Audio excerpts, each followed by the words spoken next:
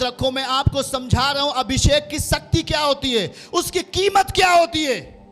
कुछ लोग चर्च में आते, और जी कहां गए थे, चर्च गए थे, ताली पीट के घर चले गए, फिर गंदे काम कर रहे। अरे तुम चर्च में आते हो केवल चंगाई के लिए नहीं, परमेश्वर आपको एक ऊंचा स्थान देता है, आपके अंदर एक शक्ति देना चाहता है, आपके अंदर एक बल देना चाहता है जो ये आंखें नहीं देख पाती, जो ये भौतिक आंखें नहीं देख पाती हैं। परमेश्वर आपको आत्मिक में आत्मिकता की शक्ति देना चाहता है, जो एक अभिषेक है जो एलीसा के अंदर आ गया। उस थोड़े से तेल को कम से कम सैकड़ों बर्तन उस थोड़े से तेल में भर गया, और जब सारे बर्तन भर गए तेल रुक गया, और उसके पास जितना कर्ज था सारे कर्ज को, उस तेल को बेचकर उस विधवा स्त्री ने चुकता कर दिया, और वो जब तक अकाल रहा तब तक वो तृप्त अवस्था में रहे, यीशु मसीह के नाम में।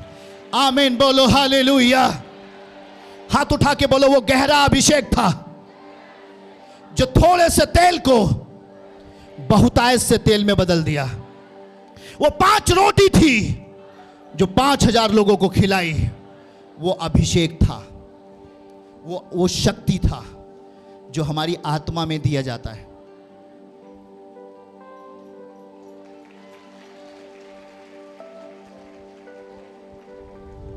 जब ये शक्ति आपके अंदर आ जाए, इसकी सुरक्षा कैसे करोगे? आपके अंदर अभिषेक आ गया, उस अभिषेक की रक्षा कैसे करोगे? आपके अंदर परमेश्वर की शक्ति आ गई, कैसे उसे बरकरार रखोगे? केवल यही नहीं, इस भक्ति के साथ हम जो जी रहे हैं, जो हम भक्ति कर रहे हैं, यह केवल हमारे शारीरिक चंगाई के लिए नहीं है, पर वो हर काम कर सकती है जो आपने सोचा नहीं होगा। आपको पता है, एक प्रभु के दास थे, वो बस पर से जा रहे थे। कहां से जा रहे थे? वो बस पर से जा रहे थे, और एक अभिषिक्त उनकी गवाही बता रहे थे कि वो इतने अभिषेक में तृप्त थे, उनको बड़े बड़े मोछे थे। वो जब बस रोकना हुआ, केवल मोछा ऐसे ऐंठ दिया, बस रुक गया। इसीलिए हम इसको रखते हैं। भाई लोग भी रखा करो। आप समझ रहे? वो अभिषेक था। यीशु मसीह आगे आगे जा रहे, पीछे से एक स्त्री उनके कपड़े को क्या करती है? यीशु मसीह के शरीर को नहीं छुआ, कपड़े को केवल छुआ। वो स्त्री क्या हो गई? उस कपड़े में क्या था? जो एलीसा के ऊपर चद्दर डाला गया उसमें क्या था?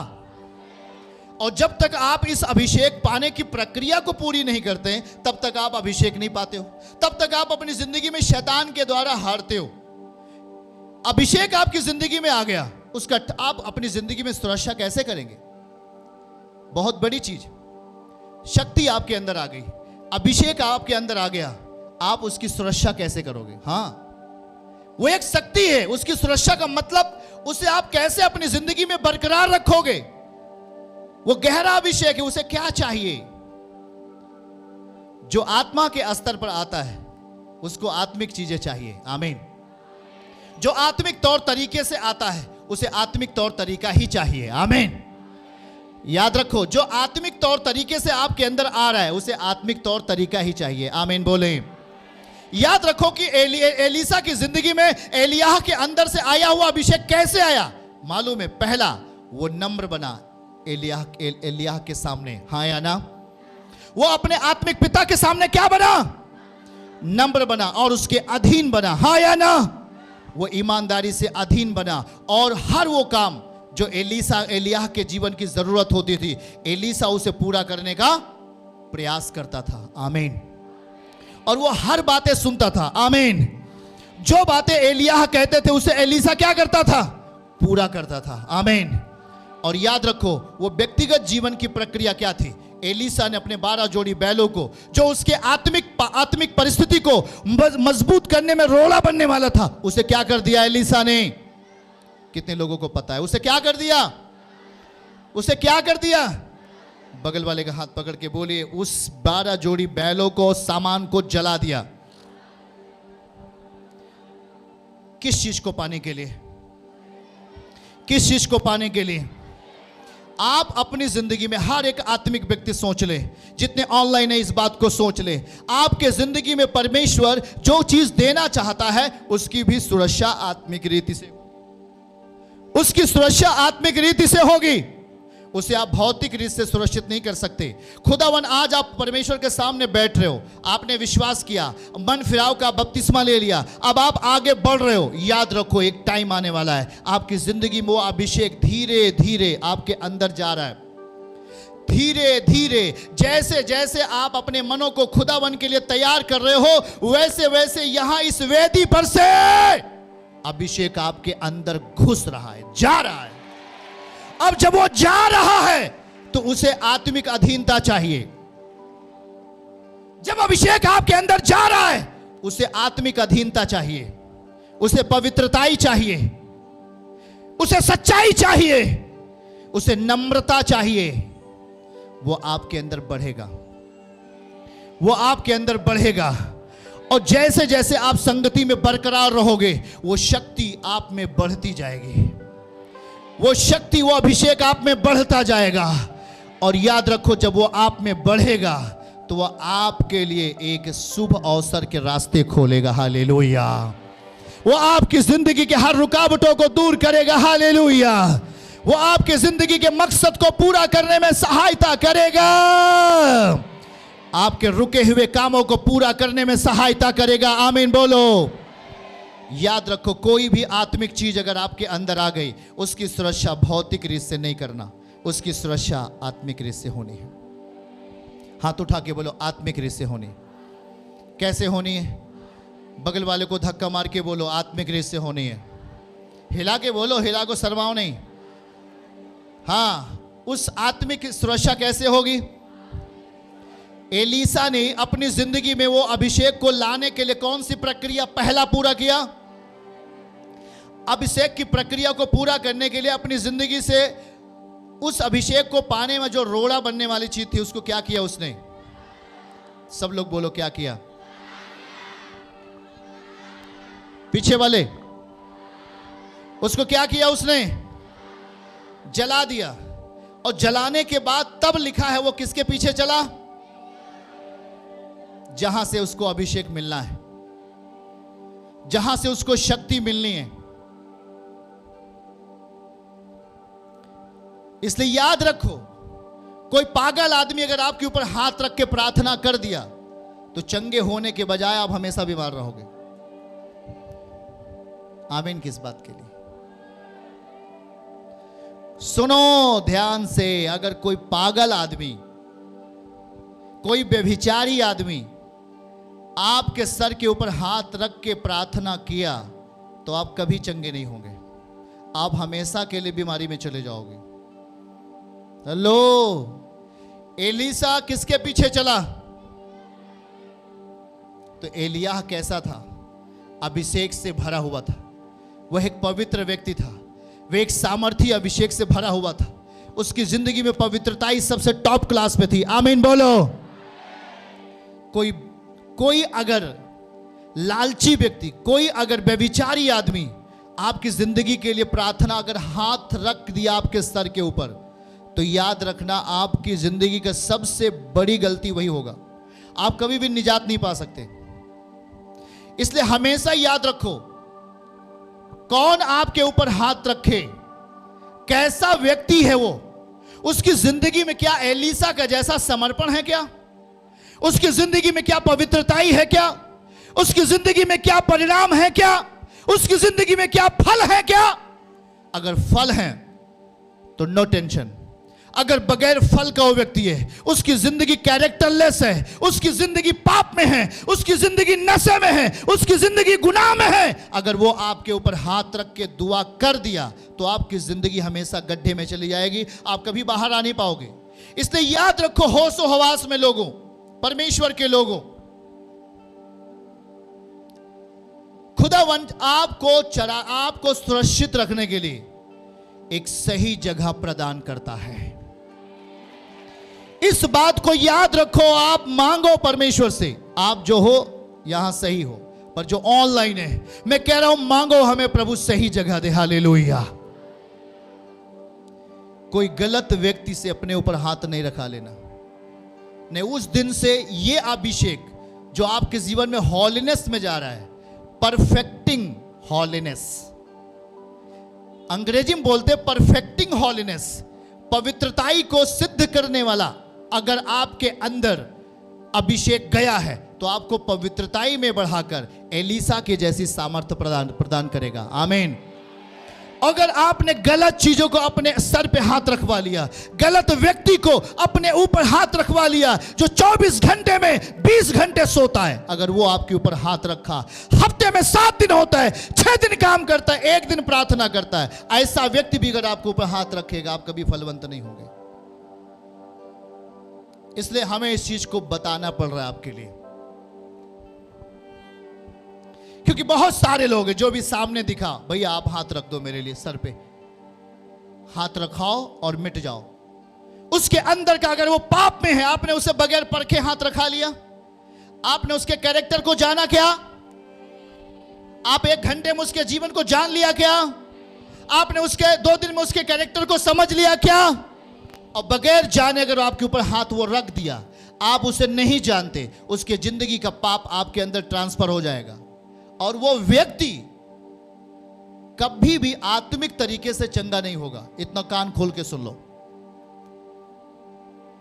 छुटकारा तो एक डॉक्टर भी दे देता है कि नहीं देता है? दवा खाओ दर्द का, दर्द खत्म, डॉक्टर भी छुटकारा देता है, पर आपकी जिंदगी का आत्मिक छुटकारा कभी नहीं होगा। और उसी आत्मिक जिंदगी का छुटकारा ना होने के कारण शैतान आपके ऊपर हावी होता है। इसलिए हमेशा याद रखो प्रियजनों, यीशु मसीह ने पतरस से कहा, तू मेरी भेड़ों को चराएगा? उसने कहा, हां प्रभु मैं चराऊंगा। परमेश्वर ने नियुक्त किया है और इसे जो समझ लेगा, जिंदगी उसके ऊपर अभिषेक के रूप में आने वाली है। हालेलुया, आमीन, बोलो हालेलुया। याद रखो मेरे प्रियजनों, सैकड़ों लोग दिखाई दे रहे हैं, आपकी इच्छा कि सैकड़ों आदमी मेरे ऊपर हाथ रखें, ऐसा कभी मत करो, कभी मत करो। आपका स्पिरिचुअल फादर, आपका आत्मिक पिता एलीसा का आत्मिक पिता कौन था? एलिया। और उसी के अंदर का अभिषेक किसके अंदर आया? परिणाम उसके हाथ लगा कि नहीं लगा? लगा कि नहीं लगा? अभिषेक आया कि नहीं आया?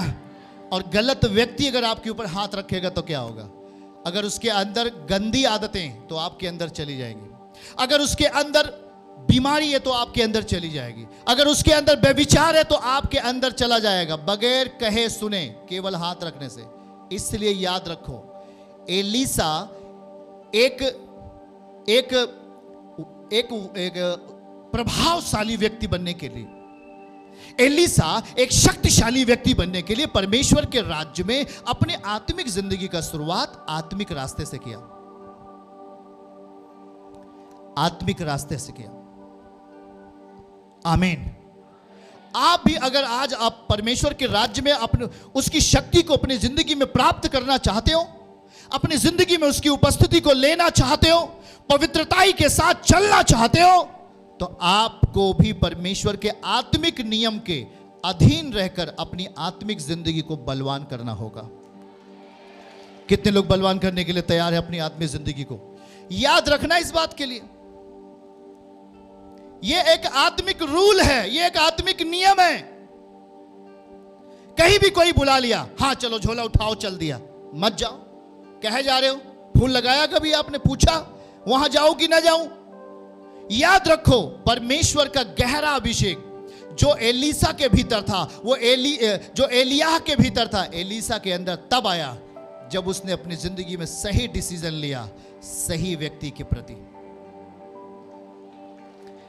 सही डिसीजन लिया, सही व्यक्ति के, और उसने सोच लिया कि ये एलिय्याह है, परमेश्वर का नबी है। अगर इसके द्वारा परमेश्वर मुझे बुलाना चाहता है तो सही है, क्योंकि एलिय्याह एक पवित्र व्यक्ति था। आमीन बोलो। एलिय्याह एक पवित्र व्यक्ति था। आमीन बोलो। परमेश्वर के सामने बैठने वाला व्यक्ति था। आमीन बोलो। और यही उसका सही निर्णय एलीसा को एक शक्तिशाली बना दिया। दुगना अभिषेक एलीसा की जिंदगी में आया। और इतना बड़ा अभिषेक था, इतना बड़ा अभिषेक था, अगर दुश्मन सैकड़ों मील अगर वो कुछ बोल रहा है तो उस एलीसा को पता चल जाता था। ऐसा अभिषेक आपकी जिंदगी में चाहिए क्या? अगर चाहिए तो हाथ उठाओ तेजी के साथ। हाँ, क्या आपको अभिषेक चाहिए क्या? वो अभिषेक को अपनी जिंदगी में बरकरार रखने के लिए हमें आत्मिक नियम की जरूरत है। किस नियम की? बगल वाले का हाथ पकड़ के बोलो, आत्मिक नियम की जरूरत है। आमीन। किस नियम की आवश्यकता है? और जब आप आत्मिक नियम की जरूरत है, आज एलिय्याह आपसे बोल रहा है, आपकी जिंदगी शक्तिशाली होगी यीशु मसीह के नाम में। अगर रात में आपका 12 बजे रात आपका बेटा बीमार हुआ है, आपके अंदर अभिषेक आया है, आप भूल गए क्या? 1 बजे रात, 2 बजे रात आपका बेटा बेटी बीमार हुआ, आपका पति पत्नी बीमार हो गया, चिंता मत करो, आपने अभिषेक को बरकरार रखा है। आपने गाली सुनकर गाली नहीं दिया, आपने चोरी नहीं किया, आपने व्यभिचार नहीं किया। बीमारी भले हो सकती है पर आपका अभिषेक बीमारी के कारण नहीं जाता। गुनाह के कारण आपका अभिषेक खत्म हो जाता है। समस्या के कारण आपकी जिंदगी का अभिषेक चला जाए, आप गंदे काम के कारण आपके अंदर का अभिषेक चला जाएगा। व्यभिचार के कारण आपके अंदर का अभिषेक चला जाएगा, पर बीमारी के कारण नहीं जाता। इसलिए अपने आप को पवित्रताई के स्थिति में अगर आप रख रहे हैं तो चिंता मत करें, आपका बेटा उसी क्षण चंगा होगा जो बीमार हो गया है।